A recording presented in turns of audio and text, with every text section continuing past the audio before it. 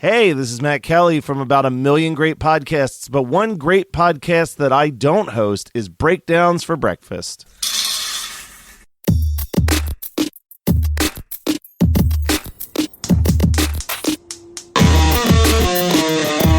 Good morning. Welcome back to an episode of Breakdowns for Breakfast. I am Danger, and joining me is Monster. We are both co-hosts here. Why don't you say hi, Monster? Much better. You have delegated yourself. You've knocked yourself down a peg. Put me on an even pedestal. That is much more appropriate. Thank you, Danger. I am happy to be here. How are you? Are we on pegs or pedestals? I don't. It depends on what you're into. Yeah, there. All right. On this episode of Breakdowns for Breakfast, we're going to be talking Sneaker Pimps' album Becoming X that was released August 19th, 1996 in the UK on Cleanup Records, but then February 25th, 1997 in the U.S. on Virgin.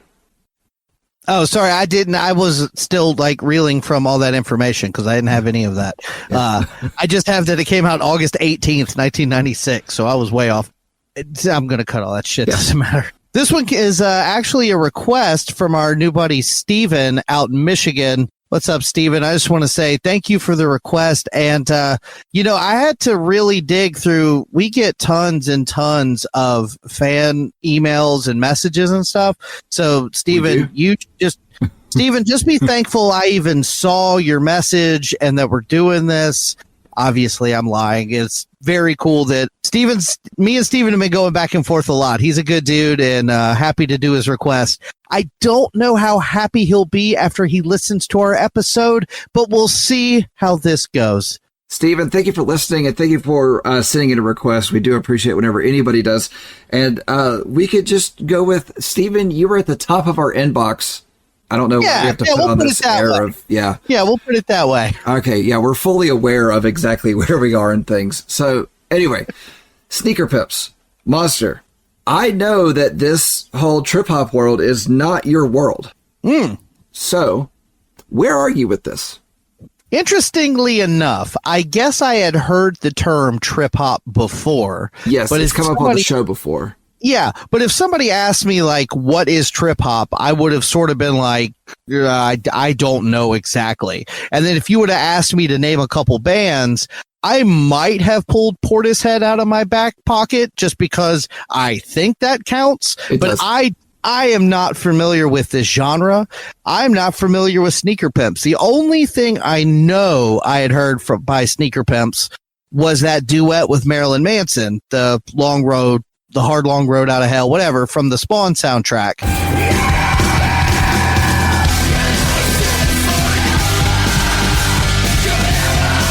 I don't know his autobiography. I don't remember the name of the track, but yeah, go on. But that was the name of the song.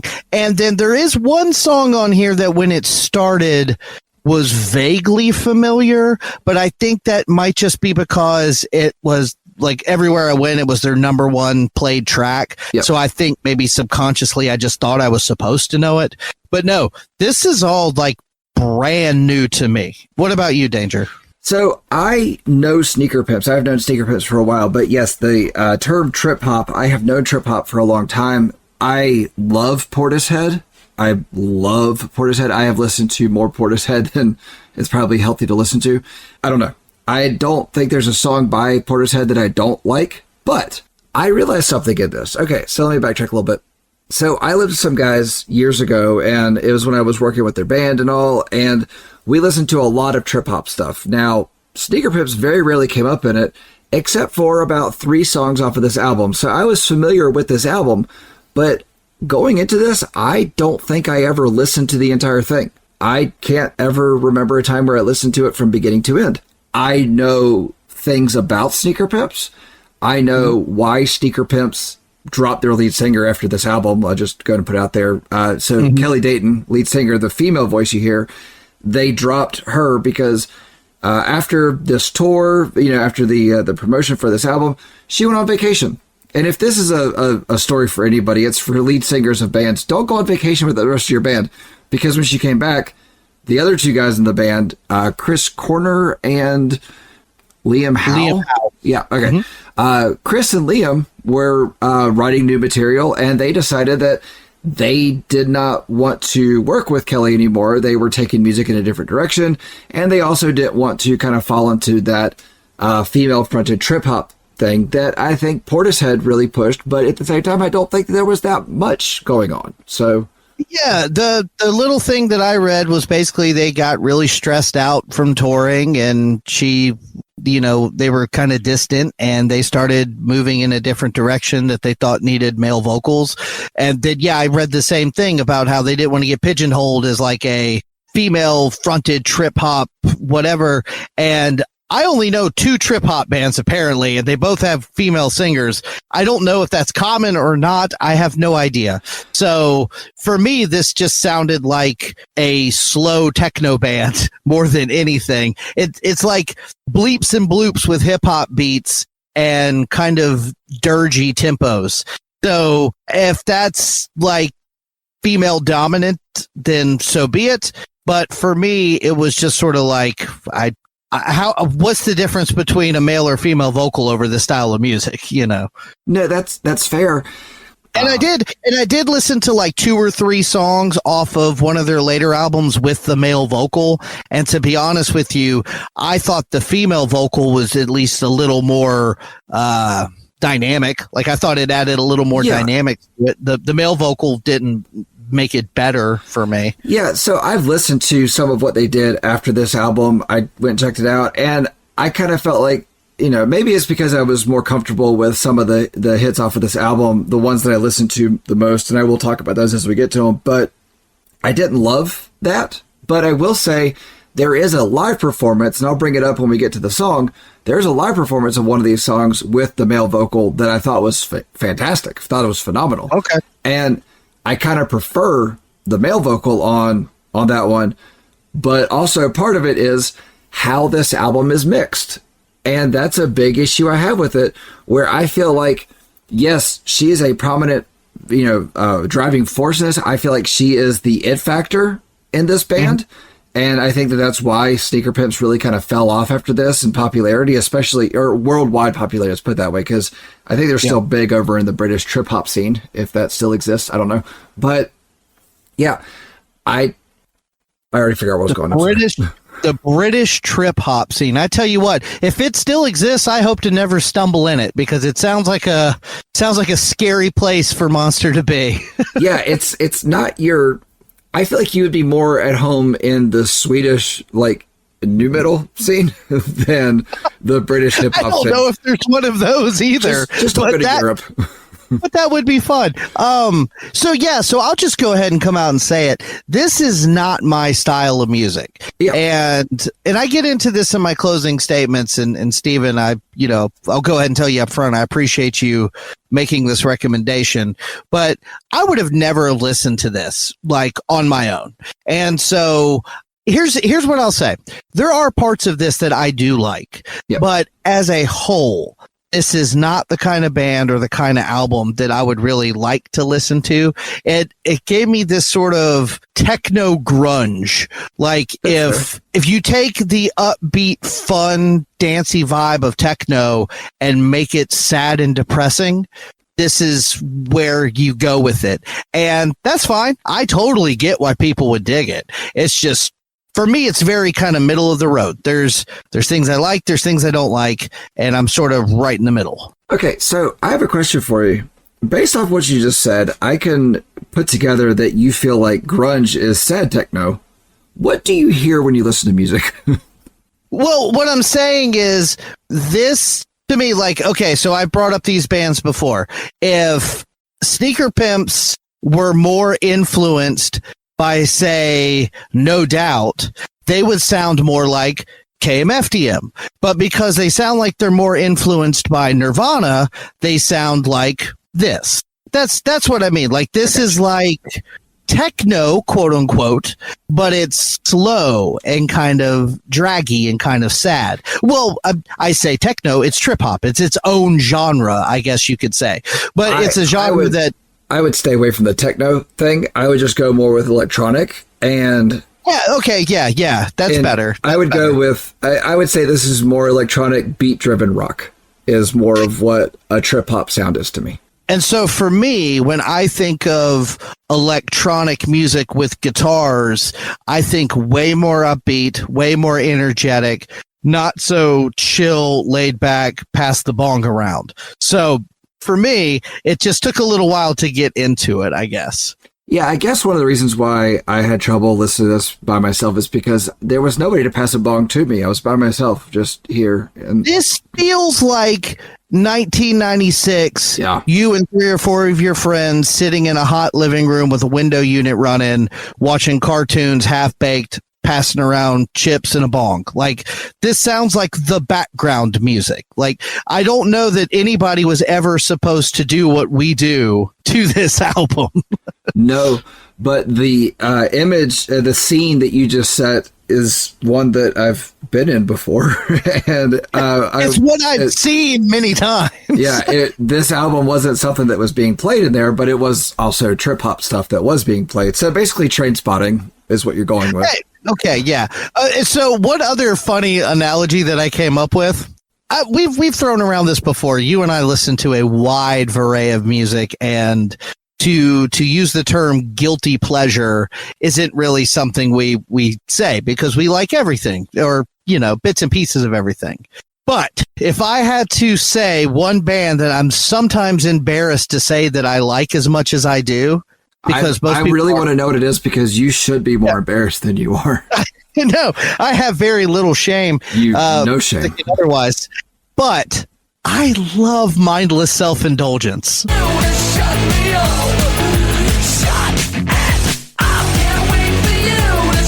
Yeah, that's okay. That's fine. That's fine. Because I like mindless self-indulgence, but just in pieces. I can't do mindless self-indulgence for a long time. So when peek behind the curtain, when we first started doing this show, I wanted to almost like prank you and make you do Frankenstein Girls Will Seem Strangely Sexy. It's their album from it's early on. It's like their second album. It's 30 tracks long. Like 4 or 5 are interludes, but everything else is songs. Like they might be a minute and a half long, but they are songs. So thank you for not doing that. Well, don't thank me. Yeah, it could still happen.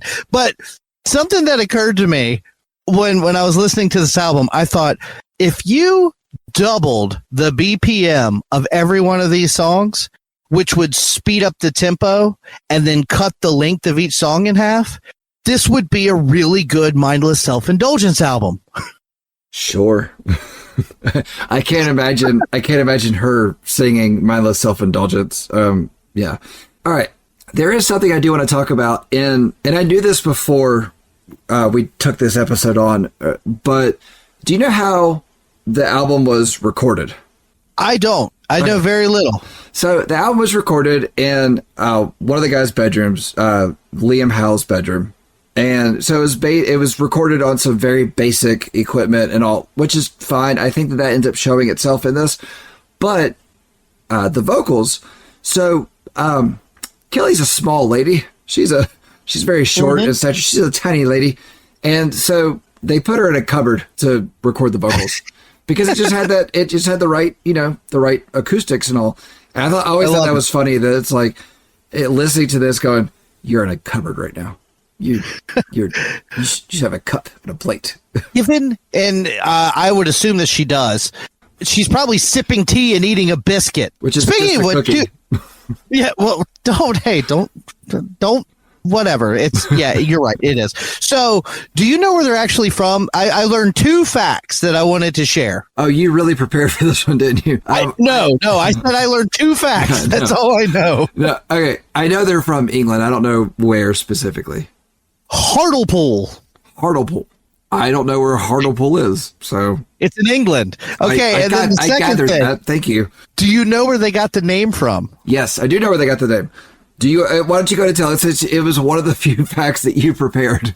I did not have the cupboard thing, but I learned the origin of the name. So apparently they took their name from an article about the Beastie Boys that they published in the Grand Royal magazine, where they referred to their guy that would go out and look for sneakers for them as their sneaker pimp. Right. So I thought that was kind of cool because it is. Hey, I mean, I think it'd be a little weirder now, but in the 90s, I think Sneaker Pimps is a pretty cool name. Yeah, it is a cool name, and you could get away with it more in the 90s than you can now. Right. You know, I feel like after maybe, I don't know, 2005, pushing the word pimp in a band name, it's a little bit harder. So yeah, I remember pimp being a very like, what's the word? Not acceptable word, but like you heard it every day at school. Right. And then when we didn't really know what a pimp was. Right. When it was like something funny to joke about. Now it's like, oh no, that's somebody's life. Right. It's yeah. Pimps are horrible things. Anyway, I'm trying to say it. I didn't hate this album. And I think the reason why I didn't hate it is because I do like more of this than you do. But I do have plenty of things that I like and plenty of things that I don't like about this album. I'm just going to go into it with that. I am very middle of the road on this album. And it really comes from, I never listened to the full thing up until we took this on. And and I may have liked it more had I listened to it in my early 20s. But approaching this 2 months away from 40, you know, not so much. So, Stephen, thank you for bringing this to two old guys that have never really given this much time. Yeah, and I bring this up later as well. This is one of those albums, one of those circumstances where if I heard this in 1996 when I was, 11 or 12 years old, I don't know that I would have appreciated it more or not, because this wasn't my jam when I was that age either. You know what I'm saying? So unfortunately, just because of sort of the slow kind of monotonous, draggy vibe of a lot of these songs, I don't know that it would have ever like worked for me, if that makes sense. Now, I will say there are some things that I can honestly say in 1996 were probably new and interesting that we are missing out on because we are listening to it so much later. Right. And I can appreciate that. Like I did read a little bit about how those two dudes, Chris Corner and Liam Howe, like really they were like audio engineering nerds. Right. So they were like coming up with ways to record stuff and make these weird sounds and stuff. Now it's all just samples. You just get a beepy boopy sample pack and hit some buttons. But back then they were creating the samples. So. Which I think is neat. And that actually makes you think back to, I can't remember what the movie is, but it's a movie about DJs and all. And he actually was talking about how, like, this one guy was, trying to come up in the scene. And this older guy was like, this more established guy, let's put it that way, was like, you have to create noise. Like, you have to create these sounds. You can't just, like, it has to feel authentic. And that's the thing about this is, I think because there is a good amount of live instruments on this album, that even the things that are programmed feel more authentic to me because they were actually created. And that is something that I will give this album, is it does feel more like a piece of work, a piece of effort, a piece of artwork, a piece of music than just programming and whatnot.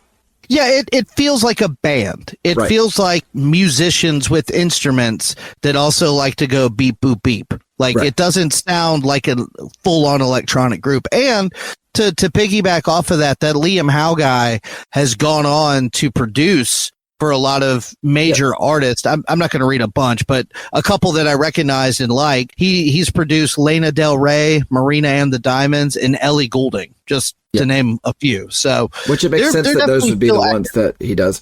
I've always felt like I've always pronounced it Lana. Anyway, I always felt like she was more in the vein of like a modern Portishead. So I can see that. If you haven't listened to Portishead, go check out Dummy. It's fantastic.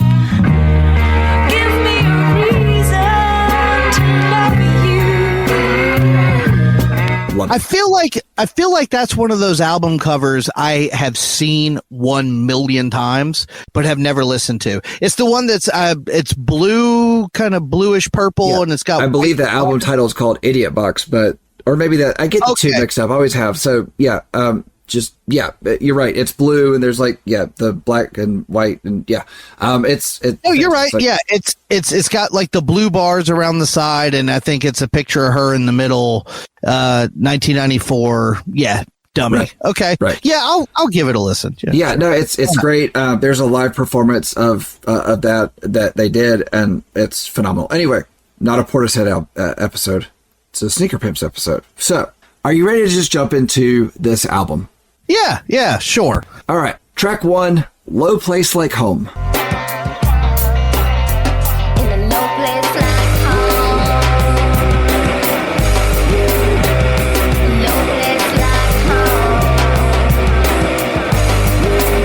So this has a weird, ominous opening, which I kind of feel like was almost expected. And this is one track that I had never listened to on its own. So I didn't really know what I was going into on this one. I was familiar, like I knew sonically what was going to happen. Let's put it that way. So never hearing this band before and never really knowing what trip hop means. When the beat came in and had a little bit of this like beepy boopy sound, but it had that real high cracky snare that I like.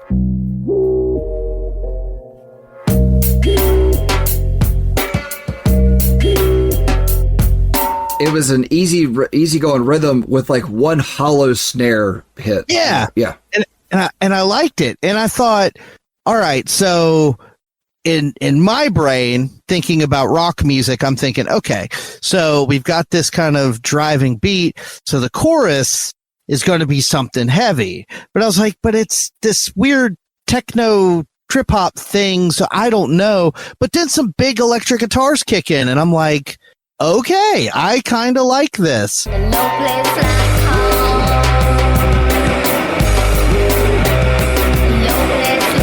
And speaking of that intro, that is something else I've noticed. Almost every one of these songs has a pretty cool intro. Yeah, that's fair. So the problem is that intro is usually like the entire song. So that's where it starts to, but this one, again, not knowing what to expect, not knowing what it was going to sound like.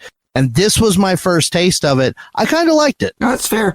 No, that distortion definitely does pick up for the chorus, but then I wish they would have kept this distortion somewhat afterwards. Like, just kind of maybe pulled it back into the background, because after that distortion goes away, it goes back into the song that it was before.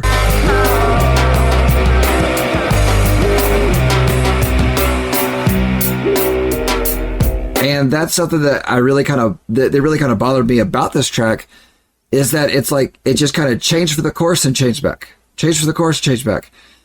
I put in my notes, I was kind of hoping for a little something else, a bridge where it switches up a little bit, but it never really changes in any real significant way. No. And I feel like you could say that about almost every single song. Yeah, I wasn't going to say that part yet, but you're right. But that's the vibe. Like, so it's kind of like we talked about on Marilyn Manson. It's kind of like talked about on some of these other records. Is it succeeding in what it's setting out to do? Yes. But is that what makes me happy in my ear holes? Not particularly. In your ear holes. Okay, so what I will say for this, the length of this one, because it's 4:37. Yeah, that's another problem. Right.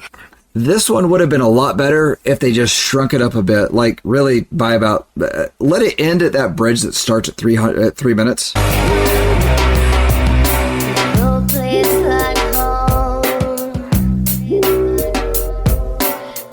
It's a bridge, but I don't feel like we need to go anywhere. Could you imagine if it was twice as fast and it was only like 2 minutes and 20 seconds? And maybe you snuck in a couple of lines about like pee or masturbation or something. This is a self-indulgence album slowed down. I'm going to challenge you to not try to nu metal this up. Oh, don't worry. It's coming. Oh, I know it is. All right, so let's talk about track 2, Tesco Suicide.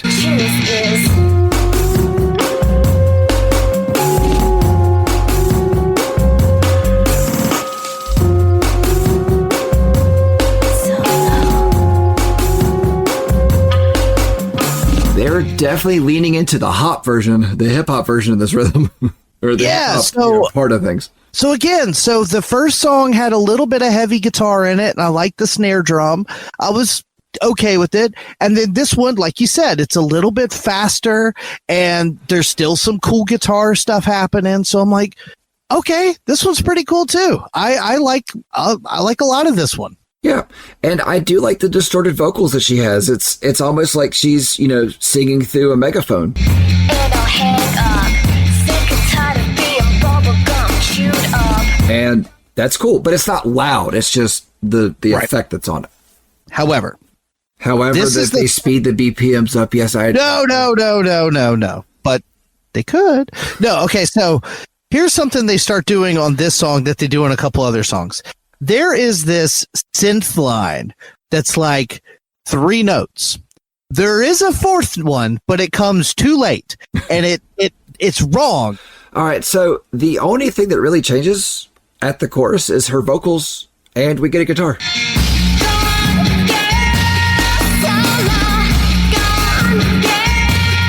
I agree, but the part I like actually comes before that chorus. I know what you're talking about.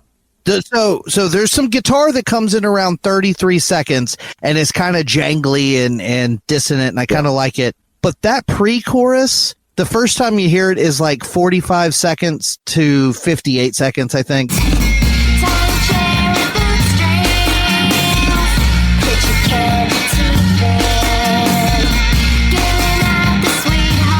I love that. I love the way the guitars walk down and her voice sounds really good there. I like all of that. But again, it goes on a little bit too long.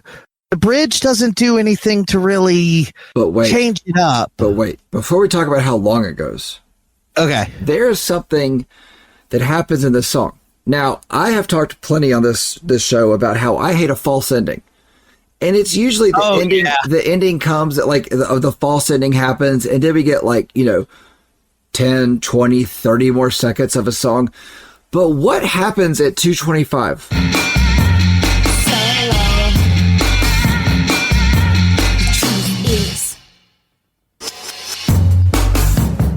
Why does this happen? Because the song ends, which actually I feel like that would have been a good ending to the song. 2:25, good length to this, not a problem, not super long. But then it comes back. Why? Why does it come back? It's an unnecessary move. It just goes back to what it was doing, and I hated everything that was there at that point. It didn't feel like a false ending. It was just like they ended it. They were like, we got some more in this. Let's do it again.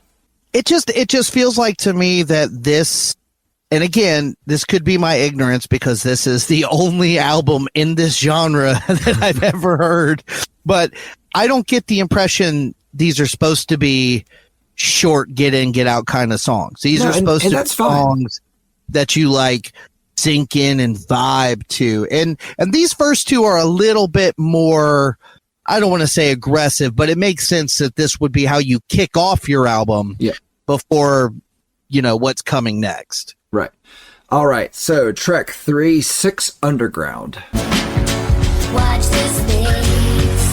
I'm open to falling from grace.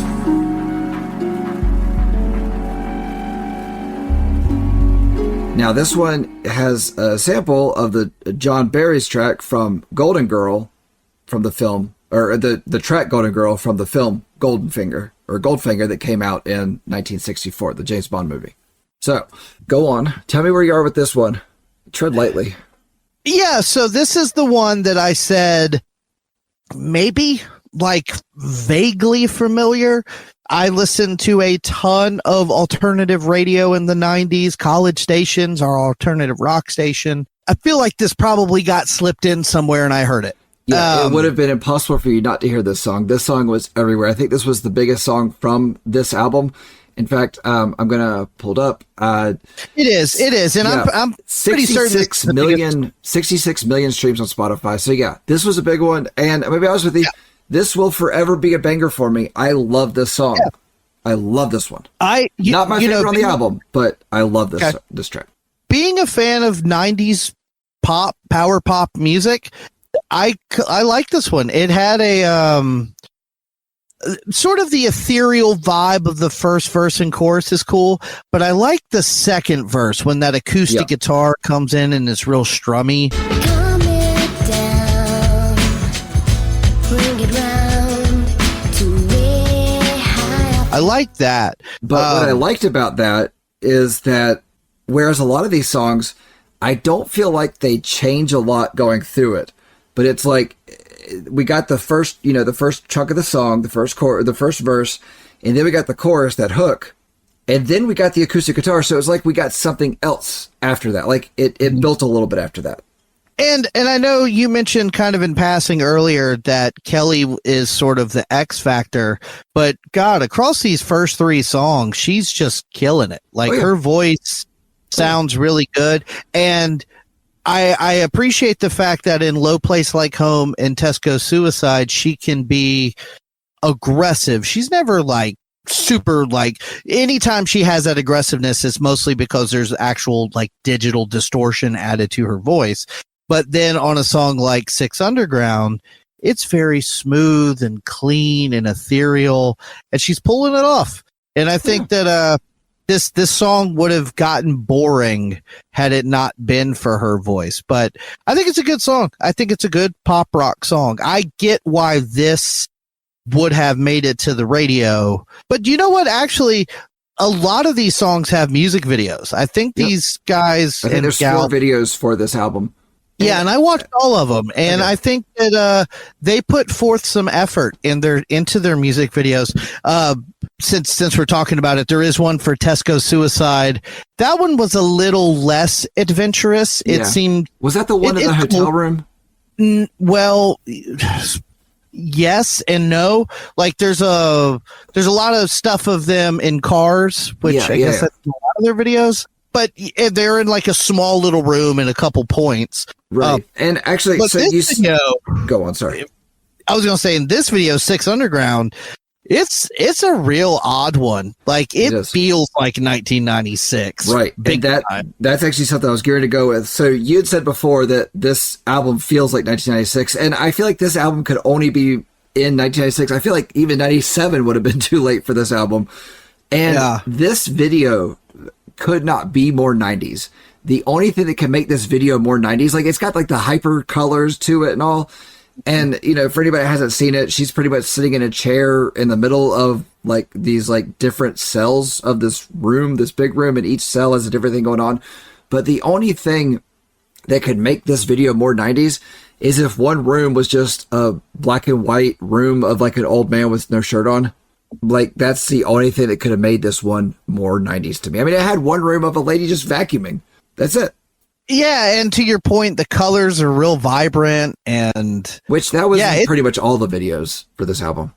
Yeah, it's it has that like 90s what we thought the future was going to look like thing, right? Where everything is like slick and silver. But then I think the future came and we went away from that as hard as we could because we realized that it was ugly and we didn't like it. Yeah, so I get why this was popular, and like I said, I probably heard it, but if it gives you any idea of my overall feelings of the album, it didn't stick with me all these years. No, that's fine. Okay, so the only criticism I'd really have of this one, and I've kind of always felt this way, is I feel like they put in too much of that a 1-2 and a 1-2 like sample. Like, I feel like it's just there a little too much, especially after listening to this as much as I did for this episode. Yeah, it was reminding me of that Simon Says by Drain STH. I throw your hands in the air. Yeah, fair. Not as egregious, though. No. All right, track 4, Becoming X.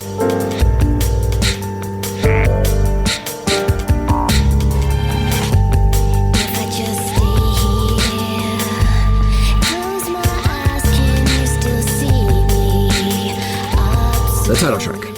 This one. Well, this one sampled Sandy Denny's track Next Time Around, and it was from 1971. But go on. This one does the same thing with that damn synth line at the beginning. It starts off with a fart synth.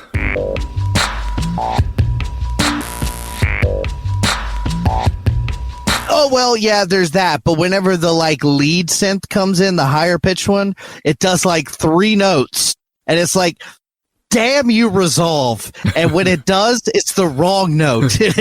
But I actually should have said this earlier. A lot of these songs give me that walking alone at night vibe. Yeah. Which I think is kind of cool. Again, for what it's worth, I feel like this is a vibe record. Like, I feel like most of these songs have a vibe. Oh yeah. So I'm cool with that. But I was kind of into this one. Like, again, I can almost say I'm into this one, quote unquote, for the first 30 seconds of every single song. It's just then, how long is it going to go?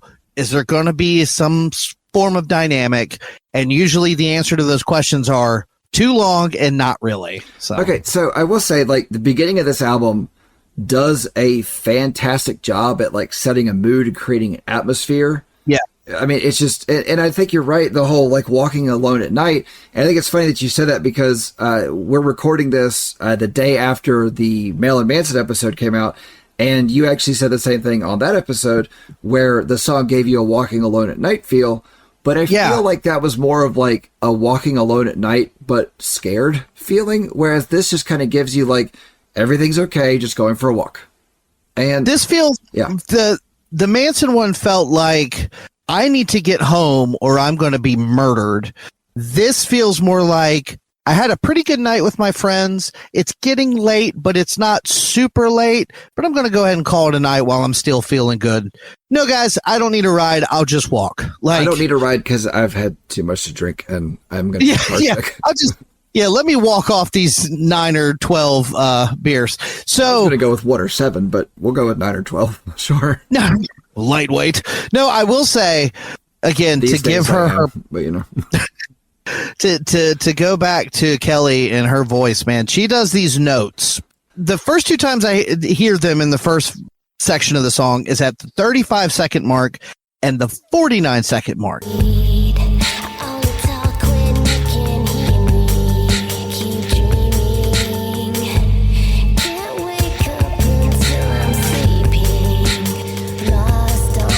It's like the last line, the last word on a couple of lines. I can't remember if it was the 3rd line or the 4th line off the top of my head, but she goes down to this note that feels wrong at first, but it's still in the right key. Like incomplete. And it feels good. I like, it feels dissonant, but in a good way. Okay. So I noticed the same thing. And I noticed the synth thing you're talking about where you get the 3 and then the resolve is wrong. Yeah. And the thing about it is, I think that thing that resolves wrong, that note that resolves wrong, plays with where she goes down and it doesn't feel right, but it feels okay. And so I think that that's actually where this one actually ended up working and being okay. Like, okay, stick with me here. I feel like I'm going to try, I know I'm going to try to make an analogy, but I don't know if it's going to come through right. So anyway. It usually doesn't, but Godspeed.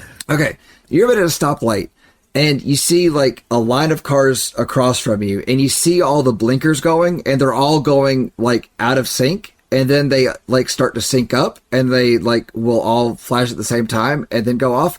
I feel like that's what this was between that, that wrong resolve, and that note that she hit, where it's like they don't sync up, but then suddenly they do.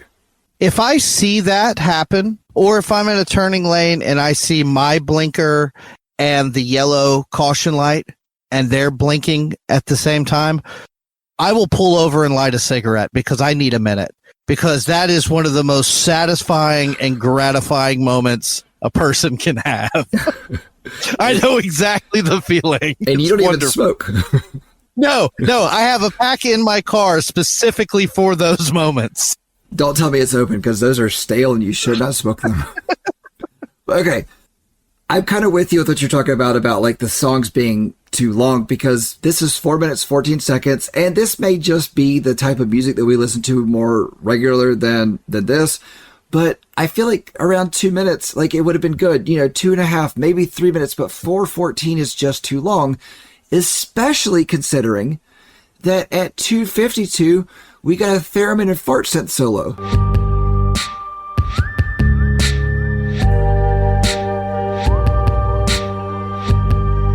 Which I actually like. I say you go out on the fart synth and theremin, like end your song there, you know? No, that did fine to end it there. But like, let that fade out. But no, we didn't need the solo and then back into other things. So like I've said on previous episodes, I don't mind long songs if they go somewhere. If they, like, I'm not a big prog music fan, but if I'm going to listen to a song that is 6, 7, 8 minutes long, it better have some pieces and some movements.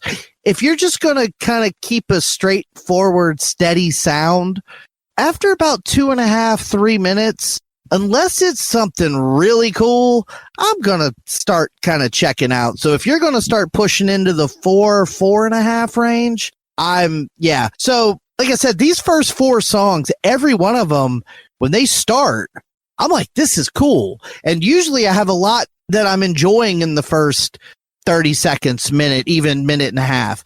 But then it starts to just kind of get repetitive for me. And that's where I was talking about with 6 Underground. We actually got something else, like something as the song went on. Yeah. And I think that's one of the reasons why that song is so damn good. So, all right, track 5, Spin, Spin, Sugar.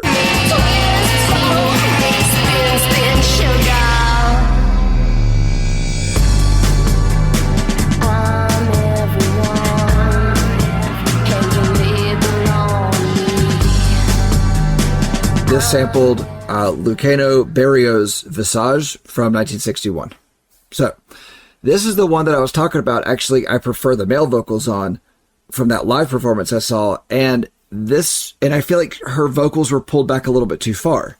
And actually, no, this one is the one where they're in the hotel room and he throws the smoothie at the wall and the bathroom. And that, yeah. Okay. I feel like her vocals are pulled back a little bit too far. And I think part of that comes from the live performance I saw. His vocals were way up in the front and it sounded so good.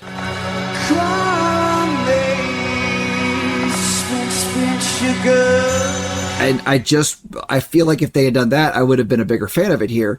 I feel like she's just sounds subdued the whole time. I don't feel like she got to her upper range that she could go to, which we do hear on this album. So what's interesting about this one is this was the first one that when it started, I wasn't really feeling. Spin, spin, sugar.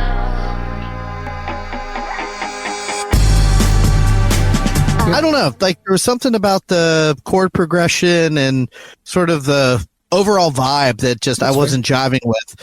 When the chorus kicks in around 39 seconds,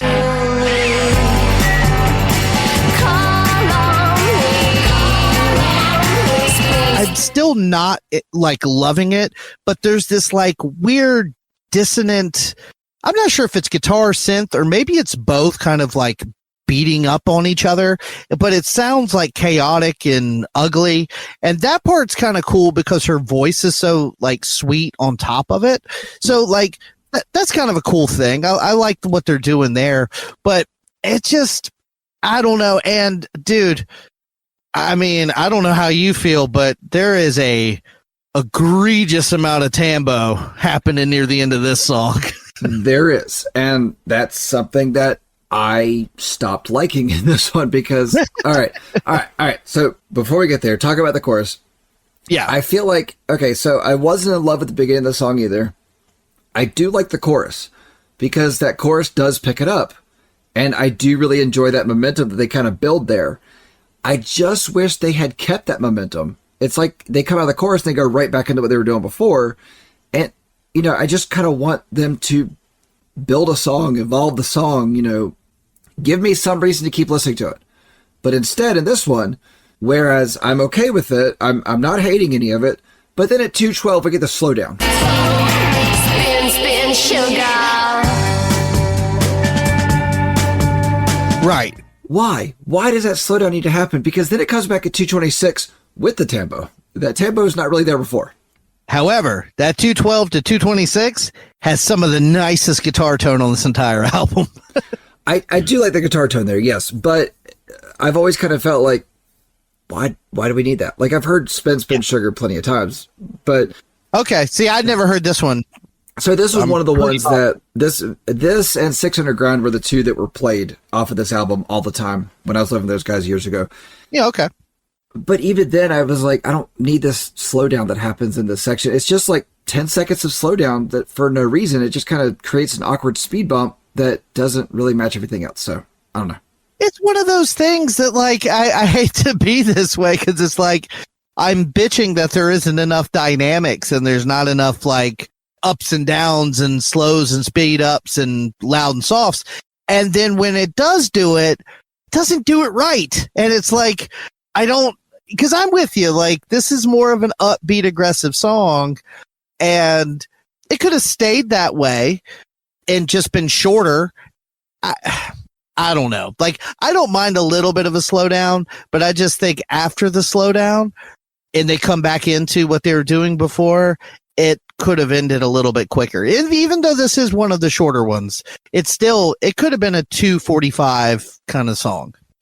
I just realized I feel like you wanted this the whole time to turn into like a smack my bitch up. I feel like you wanted this to turn into the Prodigy. Is Prodigy trip hop? They're not trip hop, are they? I don't know if Prodigy is considered trip hop. If anybody wants to email us and tell us if you think Prodigy falls into trip hop, go for it. I haven't listened to a ton of Prodigy. I think I probably got Fat of the Land when I was that age, just because there was songs I knew. Yeah, everybody had to have it, but I don't remember anything off of it other than the like 2 or 3, Firestarter, Smack My Bitch Up, like those songs. Yeah, and those are the ones that you wanted to listen to off of it. So because those were aggressive and mean, which makes me think they can't be trip hop. Fair. All right, so let's move on to track 6, Postmodern Sleaze.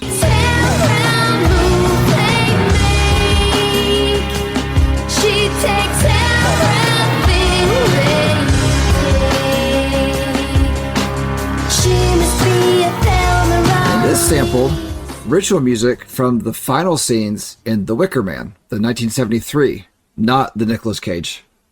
Oh, okay. Yeah. There's a reason why I'm bringing up what they're sampling throughout these. Well, yeah. But it's interesting that in particular because of a song we get later. Right. But yeah. Which I did not know that. And as big of a horror fan as I am, I've never actually seen either Wicker Man. They don't appeal to me. Okay, so I've seen both of them, but I can tell you I have not seen the new one, the Nicolas Cage one, in its entirety, just because I feel like I went and I saw it after all of the Nicolas Cage, like, the bees, like all of that weird stuff happened. I was like, I kind of just thought it was funnier than anything, and I just stopped watching it. Yeah, so I've seen like YouTube analysis of both Wicker Man movies, and I've seen enough clips of both to know I don't need to see the whole films. I'll be fine. Yeah, but you'll be okay never seeing them. But anyway, let's talk about the song. Yeah. I got to tell you, was not expecting that to come in. You were not expecting a dark hip hop country song? No. And I was kind of into it. I kind of liked it. I was too. In fact, I think this is my favorite track off of this album. I love this song. I went back and listened to this on its own multiple times. I really like the acoustic guitar that we get in this one. I don't know if that's what was sampled. I don't know really what was sampled off of out of the movie, but the chorus is good. I like how the drums move with her voice in the chorus. It's just a really cool thing. I don't know. This was just a damn good track. And I'm kind of mad I never heard this before now. So I'm going to, especially these next few songs, I tend to, as a musician, focus more on the music than the lyrics. But I will say there are some clever lyrics on this album. And I don't know if you looked this up, but the main people in the band are the 3 that we brought up, Kelly, Chris Corner, and Liam Howe. However, there are a few other people that do some other stuff. And they have one guy named Ian Pickering. Yes. That, best I can tell, all he really did was help write lyrics. I think he might have done some keyboards and a little bit of music, but I think he just wrote lyrics, basically. So I don't know if it's Kelly or Ian that wrote the lyrics to this song, but it's really clever. A lot of the lyrics in this song are fun, but the part that kind of stuck with me and took me a couple times listening to actually catch was they keep calling this person that they're singing about a postmodern sleaze. She must be a postmodern sleaze. But then at the end, The last couple times they refer to her as a postmodern tease. She must be a postmodern tease. And I feel like that was them sort of like giving her power back in a way. Like it's kind of like those people that are like, you know, she dresses like scandalously or inappropriately, but for the woman who's doing it, it's an empowering thing, you know? Right. So I think that was sort of the vibe. And then if you watch the music video, God, the video. Directed by Quentin Tarantino, perhaps? I don't Maybe. know. I don't know. Okay, so There's even a close-up of a foot in it. So maybe it is. was directed by Tarantino. maybe. Okay, so the video for this song, and I was disappointed by it because I loved the hear of the song. I loved the way I love this song. So, okay, the video for it, I hate in videos, music videos, where there's other sounds than the song. I don't mind it before the song starts, but once the song starts, I hate it when they interrupt the song to put other things, and it's all throughout this video. Luck is a lady tonight. It's a neat little video. It's fine. I don't have an issue with the video itself, but just the like all the other sounds. I mean, like the two guys playing cards with naked ladies. You know, it's like then they'll like be like, "I got you now" or whatever. I don't know. Like I stopped watching the video because I didn't even finish it because I was just disappointed in it because the song is so good here. The addition of the strings on this song was such a nice touch here. I don't know why they don't use the stringed instruments in other parts of this album because it's just such a good thing. And I actually really like that electronic sound with the string instruments. I just think it's a good sound. But bands, stop putting other sounds in your videos. If you got a song and it's good, don't talk during it. This video was, you know, if you haven't seen the music video for this, it is a mini movie. The song is 3.5 minutes. The video is probably close to 6 minutes because there are like extra scenes added, I guess you could say. And not exactly sure the story it's trying to tell, but it's got like cops on an old desert road chasing people down. And I mean, it's cool. It's interesting. Yeah. But I agree. I think the song is really, really good. And the video is almost distracting. Yeah, it was. Okay. So there is one thing about the song. So there's a change that happens at 3 minutes. Tease. Okay, yeah, I put that in my notes too. There's this acoustic bass that comes in, Right, that I really like. Okay, but see, that's the thing. Like, I didn't feel like it was needed, but I didn't hate it at all. You know, I liked it. No, I liked it too, but I just didn't feel like it was a needed move there because what was going on was already fine. But at the same time, I have complained so much about how they don't build songs, so fine, okay. Well, I liked how this one, like, it is so short. At 3, the song's over at like it's 3:30. Yeah. So that 3:01 is almost like I don't want to say the beginning of a fade out, but sorta. You know what I mean? Like, again, this one has those dynamics. This one does start off super soft acoustic and then builds and has these string flourishes and then comes back down at the end. Like, right. Yeah, this is a really good song for sure. And you said it's your favorite. It might possibly be mine too. I actually didn't think about like my favorite song on this album. So yeah, it might be. And what's disappointing to me is I love this song, but it's not my cooking truck off of this album. And I really want to put this on a playlist for other people to hear as if anybody listens to our playlist that we have, which, by the way, if you haven't checked it out, we do have a What's Cooking and a What's New playlist on Spotify. He swears we do. I've never seen them, but we do. I've sent them to him. That just shows you guys like how much Monster pays attention to what I send him. So, yeah. Anyway, track 7, Water Baby.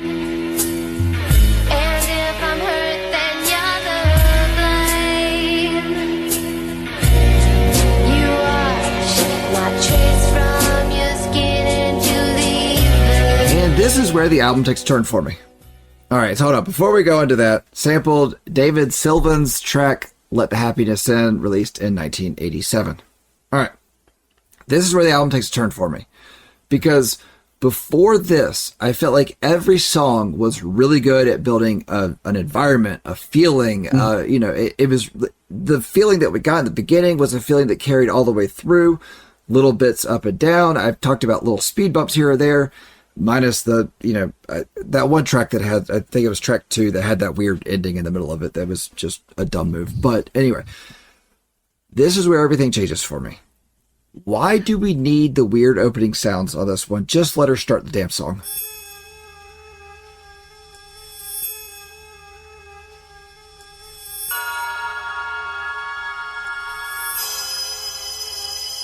I'm not going to disagree with you. This one musically is sort of in the bottom half for me, but it has some of my favorite lyrics. So I can at least, say that much. You're torn on this one. Yeah. So here, do you want me to read the lyrics here that I like? I don't have the lyrics. Yeah. So the first part, it sounds like a bad relationship. And so she sings, "I wash the streets from your skin when you come home."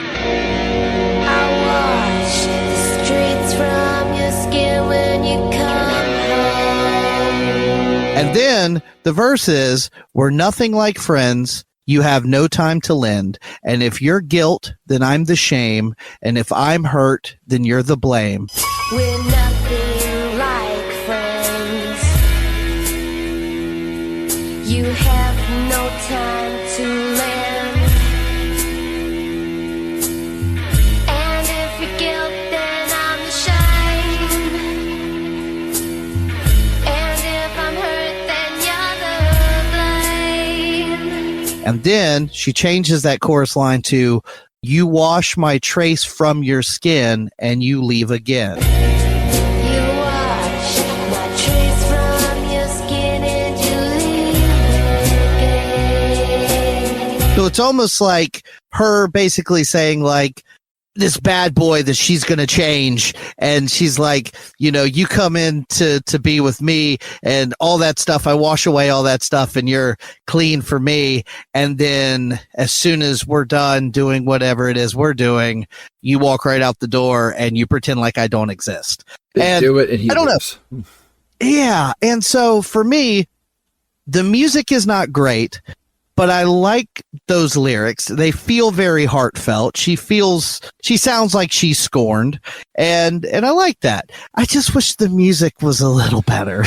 Okay, so as far as the music goes, I just don't like this song overall. I think this may be my least favorite song. It feels like it's 2 songs smashed together.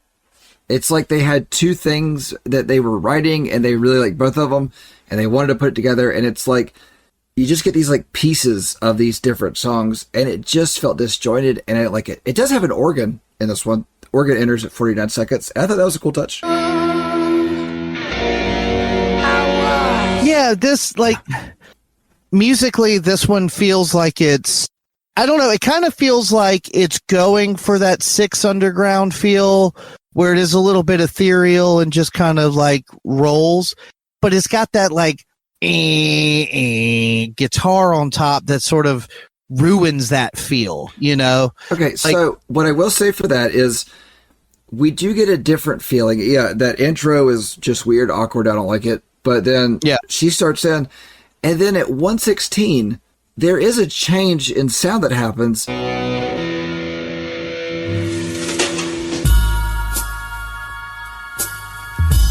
I didn't like it after that, but what I will say is it slowly came in. It felt like they mixed it in, and I did like that about it. But overall, I don't know. Cool organ, I liked her voice, and I like that they mixed in that sound, that change at 1:16, but I just don't like this one overall.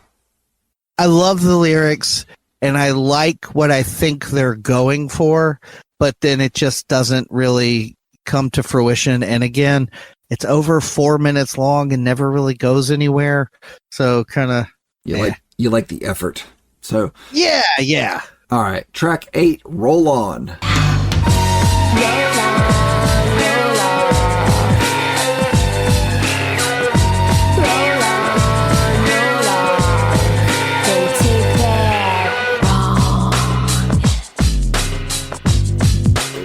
when I'm preparing for episodes, I kind of go through, I'll say like names of songs and stuff, just kind of like to, get the wording right if there's something difficult in there, whatever. And this one, when I first came on this one, I read it as roll out, like in Transformers. Autobots, roll out. So, anyway. All right. For the intro. Who's they sample? No, they didn't sample anybody on this one. Oh, okay, I don't have a note that they sampled. If they did sample it and somebody knows it, then email it on over. But, all right, I'm going to read my note for the intro of this one. Are they trying for a weird Western influence or Asian influenced intro? It's almost like they just don't want people to notice and they don't want to be too obvious about it.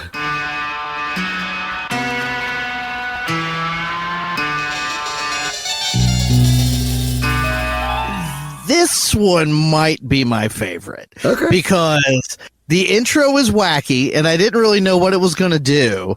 And so when it kicks in with that drum beat, kind of has a vibe of like the first couple songs.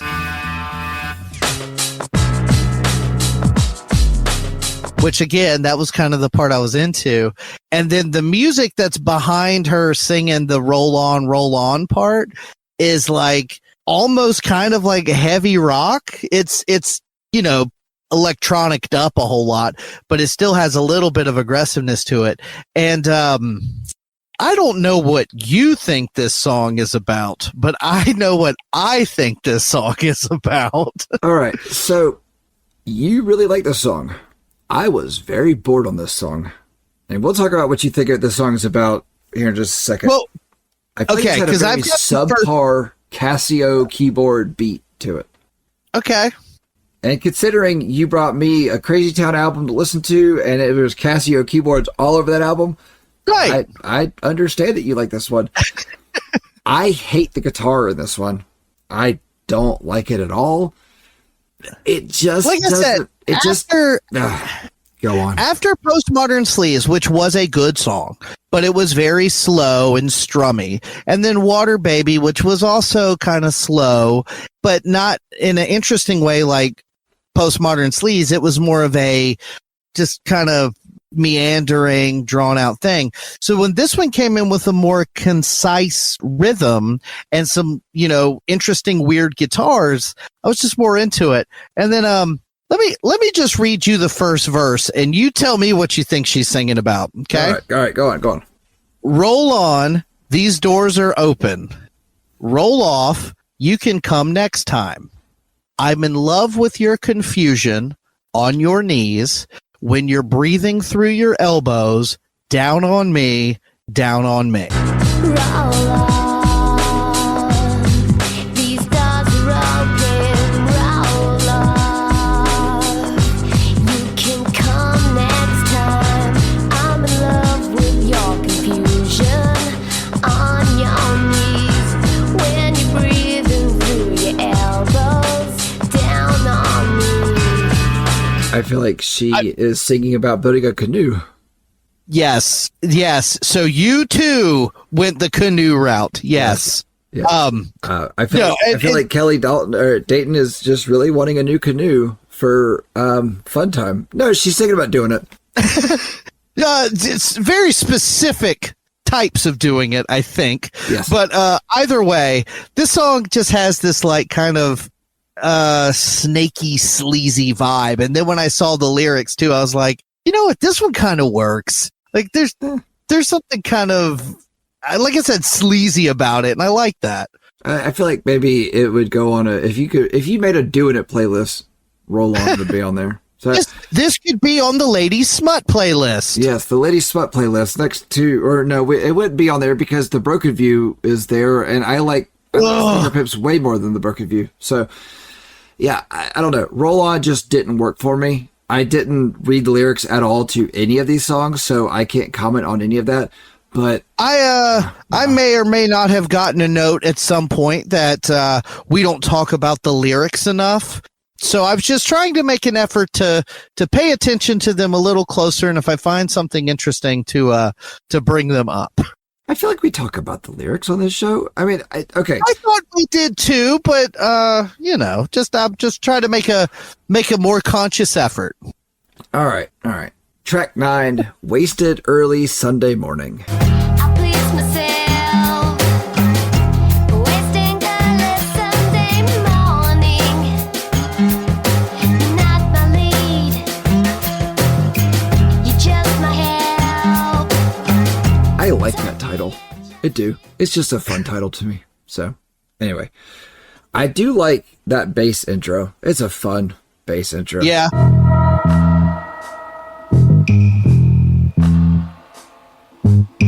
So this one tries to create an atmosphere, but that acoustic guitar feels out of place. And I don't know. It feels like it shifts between like the dark traditional beats of like the beginning of the album and then trying to recreate the beginning of the album, but just can't quite get to it. So for me, I felt like when the song first started, the bass and drums sounded like an old spy TV show. Yep, actually, I have the same thing here, that it sounds like an old spy thriller. And when her vocals come in, and you've got that real like twangy guitar, Sun, it's just a light. I was like, okay, that's kind of interesting. But then, like, I don't know, it never really like Lands. hooks me. Like, it's fine. I don't know. Like, it's doing a lot of things that I like, but as a entire piece, I'm just kind of left very meh on it. Yeah, that's fair. Now I wrote in my notes that the breathe you in section goes on a little too long. It does. Breathe you in. But she hits the last note the first time, I think, is 155, and then the second time is 321. She sings breathe you in the same way, but then on those two timestamps, it's breathe you in, and she goes down again like she does on that other song, and I like that. Breathe you in. So I like the instrumentation, and I like her voice on those parts, but as a whole song, it just goes on too long. Yeah, I'm going to completely agree with you, and the fatigue is here. The fatigue has set in. Yeah, yes, Yeah. I agree. Because, like, after Postmodern Sleaze, it's just been getting through the rest of the album to me. You know, even in the background, it was that Postmodern Sleaze just kind of brought things to a close for me. I didn't really want to keep going on with it. I still did it, quite a few times, but I don't know, like, it's about halfway through this one. I just kind of, I don't want to do this anymore. For me, like I said, I really enjoyed Roll On. And so for me, this now, Wasted Early Sunday Morning, is this, we're back to that kind of meandering, dirgy kind of rhythm. And I'm like, all right, we need a little something to pick us back up. But that never happens. Right, because then we go into track 10, Walking Zero. The madness I do confess, I never see myself as blessed. Confused by dread. Like a savior I do caress. And instead of it picking up, we get an orchestra intro, Yeah. which really wasn't the pickup that I needed from there.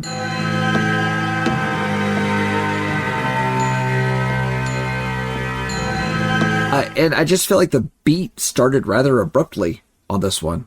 It didn't give me any kind of... It didn't give me a warm-up. It's like it just kind of gave me the all-orchestra intro, and then beat starts.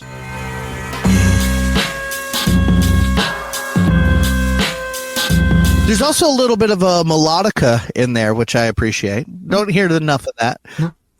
I'm not a huge fan of the bass drum on this one. I feel like it's a programmed bass drum, and it's like, they may have recorded it, but then they just programmed it, and it was mixed weird for me.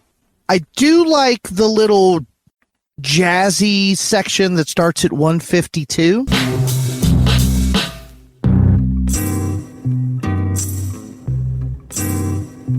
But it doesn't last very long, and because the beat never changes, it doesn't feel like the song changes all that much. No, actually, I noticed the same thing, and I feel like if they had like kind of slowly brought in that jazz section and then pulled the beat back and let the jazzy section, and like with some electronic elements maybe in it, I don't know.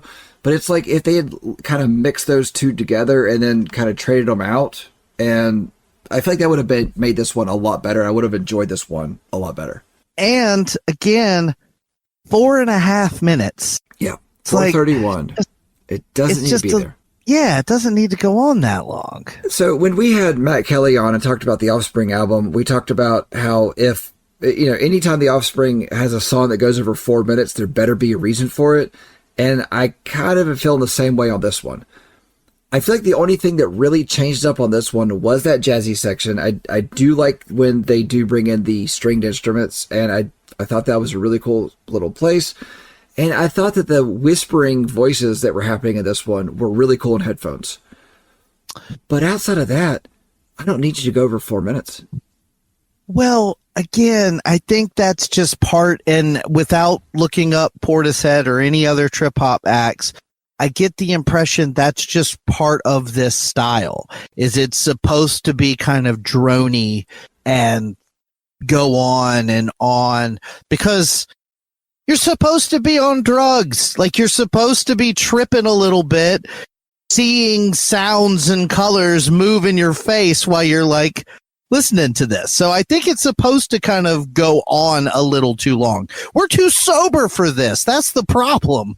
Maybe every time we take on an album, I'm going to do, I have in the background in the car, listen to it intently. I'm going to add a high song, a high listen on it. Okay, so on an album like this, you need some kind of pill, maybe X, something that makes you feel all loopy.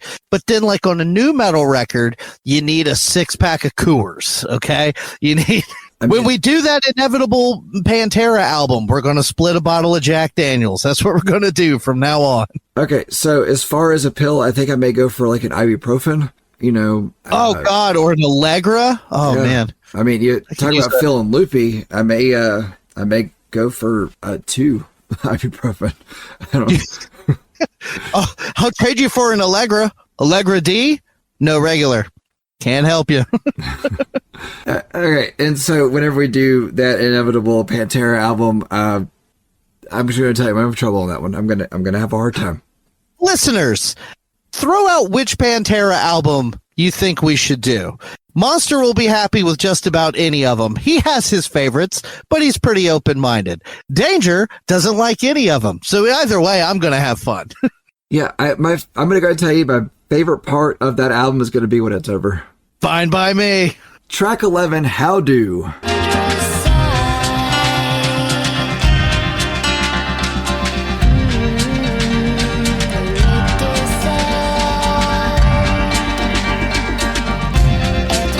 And speaking of when I was rehearsing song titles in my head, I read that as How Do. Yeah, so all right. Now, we talked about Wicker Man earlier, and the reason why I was pointing out what was sampled in each one is the beginning of this song starts with a clip from Wicker Man. Sergeant. Mm-hmm. And I thought that was a strange thing. Also considering, did you know this song is a cover? Yes. Okay. I don't know. I just felt like it's a weird thing to end your album with a clip from a movie that you've already sampled in the album, and then also end it with a cover that doesn't feel like the ending of... I feel like Walking Zero would have been a better ending to this. But do you not know what the cover is?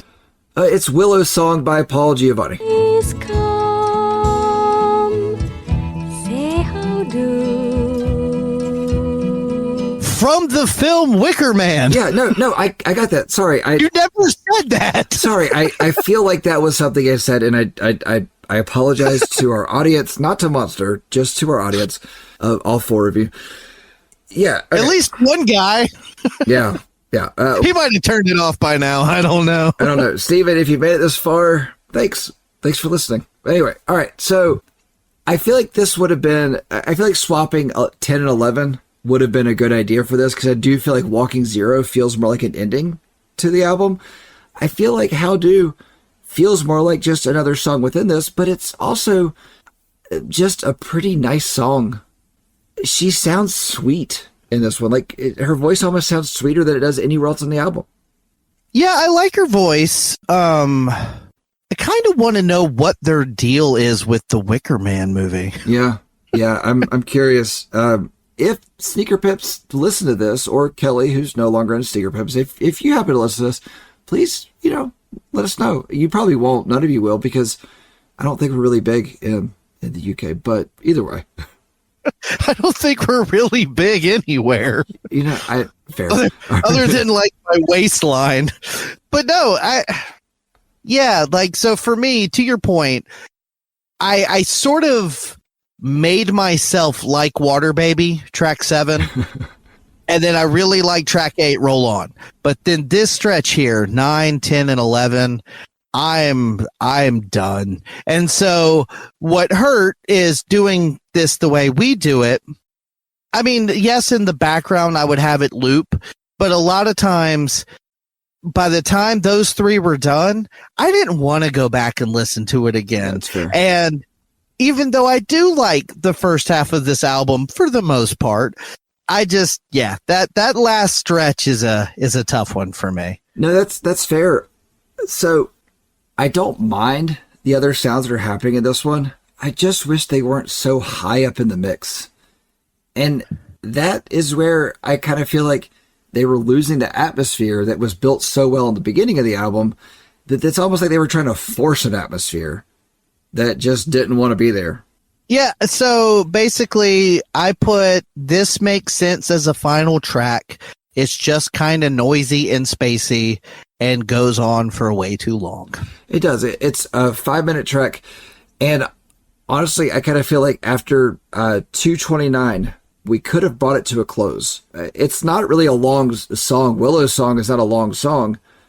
And I feel like her voice was great here. I actually really enjoyed her voice on this one. But after she's done singing, it just kind of doesn't really go anywhere. It just kind of meanders for a while. It's like they were trying to find where to, kind of close things out. And I'll be honest with you, I've never seen either Wicker Man movie, but I have seen Willow, and I do love Willow. So when it said Willow's song, I was like, are you talking about the song where they're all like having the little celebration and they're do do do do do? It was like, really? And then I was like, by Paul Giovanni for Wicker Man. Oh, we're doing that again. Okay. Now, obviously, this came out before the remake, but if you would have put a sample of Nicolas Cage screaming "the bees" somewhere in there, like I'm going to right here. Oh, no, not the bees! Not the bees! Ah! Yes, please. I'd have been more into it. Yeah. All right, Monster, let me ask you a question. What's new with you? Hey, hey, good looking. What you got? What you got? What you got? What you got? What you got? Cooking. Easy, hands down, Low Place Like Home. No place like home. Because I wrote, with a little tweaking, it could be a Deftones song. With a chuggy section in the middle, it could be an Edema song. It's really just like 1 or 2 choices away from being a new metal song already. Yeah. Which is why I got a little excited when we first started doing this album, and then my excitement waned quickly. Danger, what's cooking? I said before that Postmodern Sleeve's my favorite track, but my cooking track is going to be 6 Underground. High up your street. I can And I don't know if that's just because I'm more familiar with it, because I've always loved it. I don't know, but I think that it's just a good flowing song. And sometimes in the kitchen, you don't want something big about you. You want something more chill. Sure. Yeah. I get that. All right, Monster. Since you were the first one to see Steven's message, I would like for you to go first. Okay, I can do that. Steven, thanks again, man. This was fun. If you have any more suggestions, throw them out there. Like I said, we got to sift through the dozens of other requests, but we'll get to it eventually. So We have more. theoretically, it's possible. Okay. Trip hop is a genre of music I've never really listened to before. The Sneaker Pimps are a band that I also never really listened to before. So all of this is new to me, and I like being brought something new to dive into. I probably never would have listened to this band or this album had it not been requested. So for that, I am thankful. With all that being said, it didn't wow me. There is definitely a vibe here, and I can understand why other people would really dig it. There are some moments I like, the occasional cool guitar riff, the often clever lyrics, but a lot of the songs tend to drag and lack dynamics. Songs tend to be fairly flat and stay in one place sonically for their durations. In 1996, a lot of the bleeps and bloop sounds coloring most of this album were probably a little more novel. But by 2025, this just feels a little tired and a little dated. As a fan of tons of 90s music, I'll probably listen to a few of these songs again and maybe even give a few of their contemporaries a try.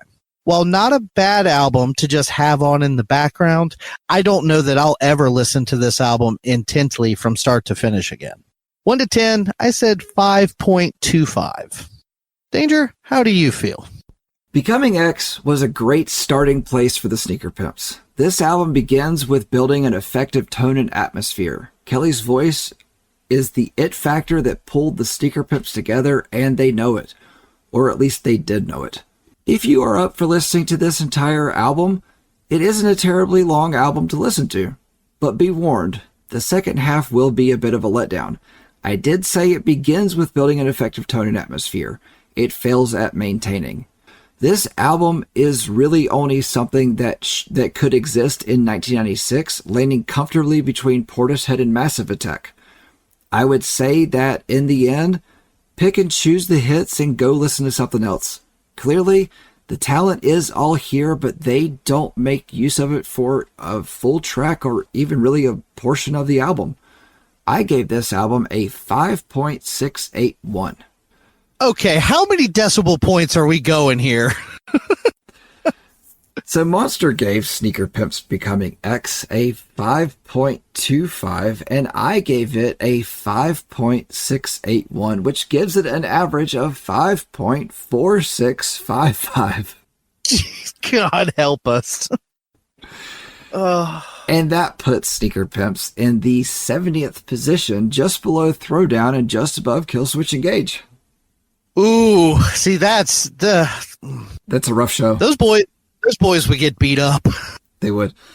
If you disagree with the score that we have given this album, then please shoot us an email at breakdownsbreakfast@gmail.com or head on over to one of our social media platforms, Facebook, X, or Instagram, Breakdowns for Breakfast across all of those. I would like to take a second to say thank you for listening to this episode. If you're not Steven, thank you as well, as we have said several times throughout this. But please shoot us more recommendations, Steven, or anybody else, and let us know what you want to hear us talk about, what you want to hear us break down. I feel like we gave Sneaker Pimps a fair breakdown on this one.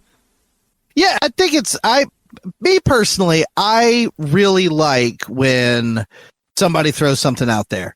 It's especially something like this where we're not super familiar. Like, you knew a few songs. I didn't even know the genre of music existed practically.